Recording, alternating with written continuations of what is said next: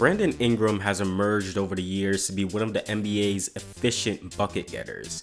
This season, he was close to having a 50-40-90 season as he averaged 24.7 points, 5.5 rebounds, and 5.8 assists on 48% field goal shooting, 38% from 3, and 88% from the free throw line. He has a true shooting percentage on the season of 58%. Ingram has seen his usage increase over the years, operating at a career high 32% usage. He handles the ball more with Zion out and shares ball handling duties with CJ McCollum. In a season where the Pelicans' spacing can be a problem, Ingram has been able to navigate past those problems and create and play make at a high level. Ingram at 6'8" is an efficient scorer from all three levels. He is more so jump shot reliant, but with his smooth control on the ball, he has the ability to get to his spots on the floor and get off his shots. Ingram has a ridiculous 7'3" wingspan, long arms for a wing, high release point, so it's tough for defenders to contest his shot or block it. Ingram can come off screens and flow easily into his jump shots, and off-ball screens, he can be a nightmare for drop coverage defenders. Ingram is also capable of mixing together dribble moves and creating his own shot. Ingram, according to Clean the Glass, shoots 46% in the mid-range, where he ranks in the 74th percentile among forwards. This is his main area of attack, operating at a ridiculous 61% frequency in the mid-range. Along with his mid-range shooting, he shoots 67% at the rim and 39% from 3. Ingram on pull-up two-pointers operates at a 46% frequency and shoots at that 44%, and on catch-and-shoot two-point shots where he's coming off of screens, he shoots it at 46%. Ingram, when operating ball screens, is very comfortable and controlled in his attacks. He has shown he can play with some physicality when getting inside and getting off his shots. He is said to weigh about 190, but Ingram likes to make defenders feel him, giving them bumps to create space before he gets into his shots. He has shown he doesn't need a lot of space to get his shots off, just a little bit of daylight, and he feels comfortable. He utilizes hesitation, sidesteps, step backs, spin moves into a fadeaway, and off of screens he hops into his shots in rhythm, with his money areas being the free throw line or elbows. He is good just flowing into his jump shots with ease, stopping on the money and rising up, and it can be unpredictable where and when he will rise up into that midi. He is a tough shot maker, and when he is on, tough to stop. He has counter moves upon counter moves that makes it tough to contain him. Ingram, when driving to the rim, has some long strides. He doesn't possess a quick first step or is an explosive athlete, but works well with craft around the rim, does a good job initiating contact first before his attacks, but at times can struggle in absorbing that contact and finishing. He also can be prone at times picking up his dribble early and not getting all the way to the rim.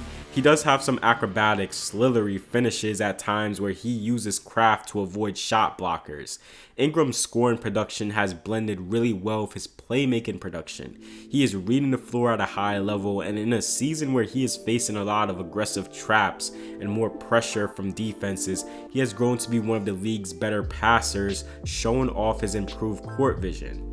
The accuracy on his passes has been pleasant to watch. He can whip quick passes on the money from the strong side to the weak side. He understands through the course of the game how defenses are playing him and what options are there, and just still is able to get his points as well.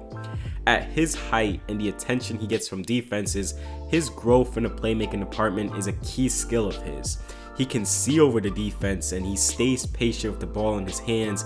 He has shown off a variety of passes, dump off passes, lobs, skip passes, quick one-handed passes.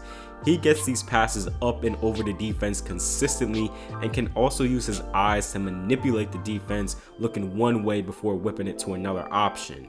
I want to look at Ingram's production on the April 1st game against the LA Clippers that saw him drop 36-8 in a victory. Ingram does a good job staying in control. A ghost screen from Valanciunas, Zubac plays high at the level to help contain the drive. Kawhi helps from the weak side to tag the roller. Murphy lifts from the corner to the wing, and Ingram is able to whip an overhead pass, seeing how the defense is set up on the money, and the Pelicans generate a 3. Empty side ball screen for Ingram, but see how Jones relocates early to the weak side corner. Ingram comes off the screen. The Clippers play high here, then flows into a drop. Kawhi stations himself early to help on the roll off of Jones. Ingram also faces gap help from Batum, just making him see bodies. Ingram is paying attention to the weak side corner action with Kawhi helping off of Jones.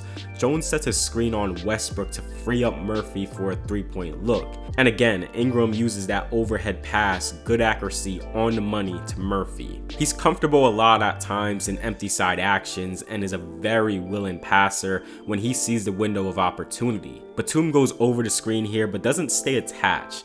May have been better to go under here on a high ball screen. Zubac looks to contain the drive, giving up some space for Jonas to roll.